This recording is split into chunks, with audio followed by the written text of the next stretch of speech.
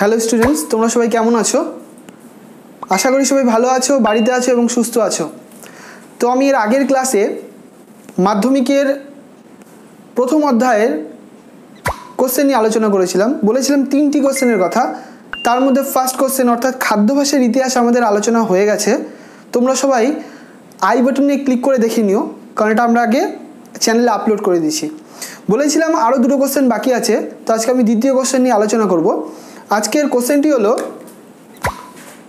পোশাক পরিচ্ছদের ইতিহাস।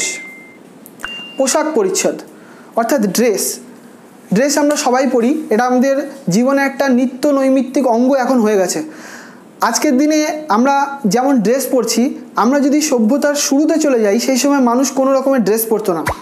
তবে মানুষের মধ্যে যখন একটু লজ্জাবোধ কাজ করলো, তখন মানুষ গাছের ছাল এবং পশুর চামড়াকে পরিধান করা শুরু করলো এবং নিজেদের লজ্জা নিবারণ করা শুরু করলো। পাশাপাশি মানুষ এই সময় শীতের হাত থেকে বাঁচবার জন্য পোশাক পরতো এবং এইভাবে তারা জীবনকে অতিবাহিত করছিল। তো সমাজ আরেকটু অগ্রসর হলো। তখন বিভিন্ন সময় এমন আসলো যখন মানুষ কাল্টিভেশন শুরু করলো, অর্থাৎ চাষবাস শুরু করলো। সেই সময় মানুষ রেশম অর্থাৎ তুলো চাষ করা শুরু করলো এবং তুলো দিয়ে বিভিন্ন রকম পোশাক তারা ধীরে ধীরে বানানো শুরু করলো। এইভাবে দেখতে পাওয়া যায় যে সমাজের অগ্রসরের সঙ্গে সঙ্গে কি পোশাক পরিচ্ছদের পরিবর্তন আসা শুরু করলো। পরবর্তীকালে মানুষ ধুতি পরলো, ভারতীয় সভ্যতায় ধুতি পরা শুরু করলো এবং পৃথিবীর বিভিন্ন জায়গায় বিভিন্ন রকম পোশাক পরিধান করা শুরু করলো। বর্তমান যুগে এখন এমন চলে এসেছে যখন আমরা বর্তমান যুগে বিভিন্ন রকম পোশাক অর্থাৎ টি শার্ট থেকে শুরু করে শার্ট প্যান্ট সব কিছু পরে থাকি। অর্থাৎ একসময় যে মানুষ সভ্যতায় কিছুই পরতো না, সেই মানুষ ধীরে ধীরে বর্তমানকালে কি করছে, বিভিন্ন রকমের উন্নত মানের পোশাক আমরা পরিধান করছি। তো এই পোশাক স্থানভেদে বিভিন্ন রকম হয়ে থাকে, অর্থাৎ স্থানভেদে কি পোশাকের আমরা বিভিন্ন রকমের পার্থক্য আমরা দেখতে পারি। ভৌগোলিক অবস্থার জন্য পোশাকের পার্থক্য দেখি। যেমন যেগুলো শীত প্রধান দেশ, সেগুলো জায়গায় মানুষের পোশাক যেমন হয়, ঠিক একই রকমভাবে উষ্ণ প্রধান দেশে মানুষের পোশাক আরেকটু ভিন্ন রকম হয়। অর্থাৎ পোশাকটি কি বিভিন্ন জায়গার এবং আবহাওয়ার উপরে নির্ভর করে। আবার যদি আমরা ভারতীয় পোশাকের কথা বলি, তবে দেখতে পারবো ভারতের বিভিন্ন প্রান্তে বিভিন্ন রকমের পোশাক পরিধান করা হয়। যেমন রাজস্থানে মানুষেরা সুতি বস্ত্র পরে থাকে। আবার যদি পাঞ্জাবের ক্ষেত্রে বলি, তবে বলবো পাঞ্জাবের যারা পুরুষ তারা লুঙ্গি কুর্তা পরে এবং নারীরা সালোয়ার কামিজ পরে। একই রকমভাবে আমরা যদি কেরালার কথা বলি, তবে কেরালার যারা পুরুষ তারা মুন্ডু জামা পরে, আবার যারা মহিলা তারা শাড়ি পরে।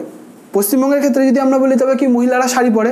তার মানে দেখা যায় যে পোশাকের বিভিন্নতা বিভিন্ন জায়গায় রয়েছে এবং পৃথিবীর বিভিন্ন জায়গায় ভিন্নতা রয়েছে। পাশাপাশি আমরা ঠাকুর বাড়ির কথা বলতে পারি, কারণ তোমরা সবাই জানো প্রাচীনকাল থেকেই ঠাকুর বাড়ি একটা ভারতীয় অর্থাৎ বাংলা তথা ভারতে একটা উন্নত এবং একটা উৎকৃষ্ট পরিবারের মধ্যে একটা অন্যতম পরিবার। তো এই ঠাকুর বাড়ির যারা মহিলা ছিল, তারা শুরুর থেকেই বিভিন্ন রকমের শাড়ি পরিধান করতো এবং পরবর্তীকালে তাদের দেখা দেখি পশ্চিমবঙ্গের বিভিন্ন জায়গায় শাড়ির প্রচলনও হয়েছিল। এর পাশাপাশি বাঙালিরা চিরকালই শাড়িকেই পছন্দ করে এসছে, এই কারণে বাঙালিরা শাড়ি পরে এবং পাশাপাশি যারা বাঙালি পুরুষ তাদের প্রকৃত পোশাক হলো ধুতি পাজামা। তবে বর্তমানকালে সমাজ এবং অগ্রসর হওয়ার সঙ্গে সঙ্গে দেখতে পাওয়া যায় যে এই সময় মানুষেরা প্যান্ট শার্ট সব কিছুই পরিধান করছে।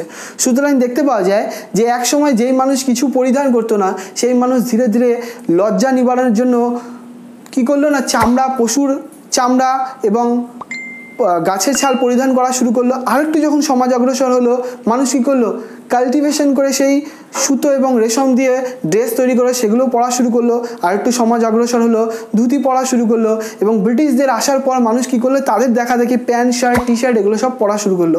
সুতরাং এই যে ইতিহাস, যেখান থেকে আমরা পোশাক সম্পর্কে জানতে পারি, এই ইতিহাসকেই বলা হয় পোশাক পরিচ্ছদের ইতিহাস।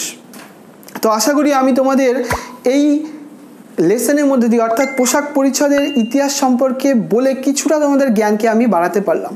তো তোমাদের যদি এই বিষয়টা পছন্দ হয় এবং তোমরা যদি মনে করো যে আমার এই কোশ্চেনের অ্যান্সার থেকে তোমরা কিছুমাত্র জ্ঞান পেয়েছো, তবে তোমরা অবশ্যই চ্যানেলটিকে সাবস্ক্রাইব করো এবং পাশাপাশি বেল আইকনে অবশ্যই প্রেস করো এবং এই ভিডিওটিকে বন্ধু বান্ধবের মাধ্যমে ছড়িয়ে দিও, যাতে কি তারাও অনেক কিছু জ্ঞান লাভ করতে পারে।